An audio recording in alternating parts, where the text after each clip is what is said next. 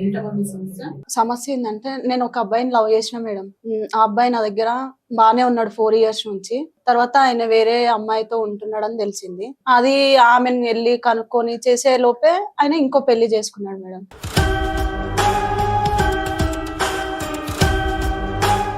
ఇప్పుడు మీరు ఒక అబ్బాయి లవ్ చేశారు, ఆయన మీ దగ్గర ఉండడం ఏంటి?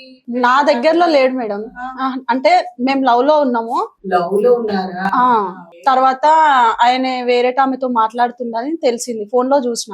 ఆమెకు ఫోన్ చేసి కనుక్కొని తన దగ్గరికి వెళ్ళిన మేడం. వెళ్ళి కనుక్కున్నా. అంటే మీతో ఉంటూనే ఇంకో ఆమెతో సార్ అంటున్నారు మేడం. అవును మేడం. అక్కడ కనుక్కున్నారా? లేదు మేడం, అంతే అనుకున్నా మేడం.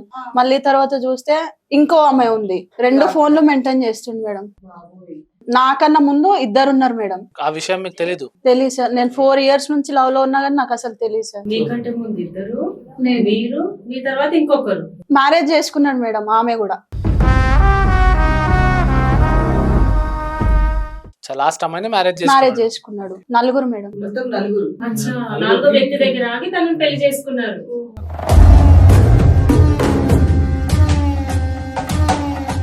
అంటే 3 ట్రయల్ చేసిండు, 4వ అమ్మాయి పర్ఫెక్ట్ అనిపించిందేమో. ఆ 4 ఆమెను పెళ్లి చేసుకున్న ఆమె ఆయనతో ఉండట్లేదు సార్.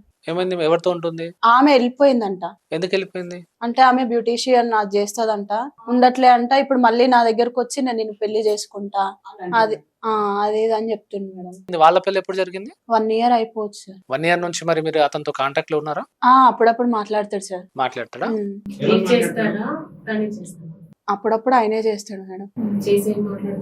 ఎట్లున్నావు, ఏం చేస్తున్నావు అని అడుగుతాడు. బాగున్నావా, జాబ్ చేస్తున్నావా అని అడుగుతాడు. మీరు సమాధానం ఇస్తా కూర్చుంటారా? చేస్తాను మేడం. ఎందుకు? లవ్ కాదని మోసం చేసి వెళ్ళిపోయాడు. దీన్ని లవ్ అంటారు, మీ మాటల్లో దీన్ని లవ్ అంటారు. మళ్ళా మీరు సమాధానం ఇస్తున్నారు. నీకన్నా ముందున్నారని నీకు తెలుసా? తెలిసే ప్రేమించావా? అంటే మేము ఇప్పుడు లవ్ లో ఉండి 4 ఇయర్స్ మేడం. అంతకు ముందు 1.5 ఇయర్ లోనే నాకు తెలుసు. కానీ నేను అడిగితే మా అమ్మ మీద వచ్చి నేను అట్లాంటి అది ఇదని దబాయిస్తాడు. క్లారిటీగా అయితే రీసెంట్ గా తెలిసింది మేడం. ఉంది అని అయితే తెలుసు నాకు. అడిగితే అమ్మ మీద వచ్చి నేను అట్లాంటి అయితే నీతో ఎందుకుంటా అది ఇది అని చెప్పేసి ఒక రోజు గట్టిగా అడిగిన మేడం. అడిగితే నన్ను కొట్టిండు మేడం. కొడితే రోడ్డు మీదనే కింద పడిపోయినా నేను. కనీసం వచ్చి ఇంటికి తీసుకెళ్లాలని కూడా, మళ్ళీ కనీసం ఇంటికి వెళ్ళాలని కూడా ఫోన్ చేయలేదు నాకు. నేనే లేచి మళ్ళీ కాసేపు కూర్చొని వెళ్ళిపోయినా. ఎప్పుడు అడిగినా ప్రామిస్ నేను అట్లాగానే పడుతున్నా ఇట్లాగానే పడుతున్నా అని ఉల్టా నన్నే కొడుతుండు, తిడుతుండు. మరి అంతగానంగా కొట్టినప్పుడు ఇంటికి వెళ్ళాక మీ పేరెంట్స్ ఎప్పుడు అడగలేదు ఏంటి ఇలా కొట్టించుకున్నావు ఏంటి ఏం అడగలేదు? అంటే అడిగిరు మేడం. ఒక రోజు బ్లడ్ వస్తే మా మమ్మీ అడిగితే కింద పడిపోయినా కళ్ళు తిరిగని చెప్పి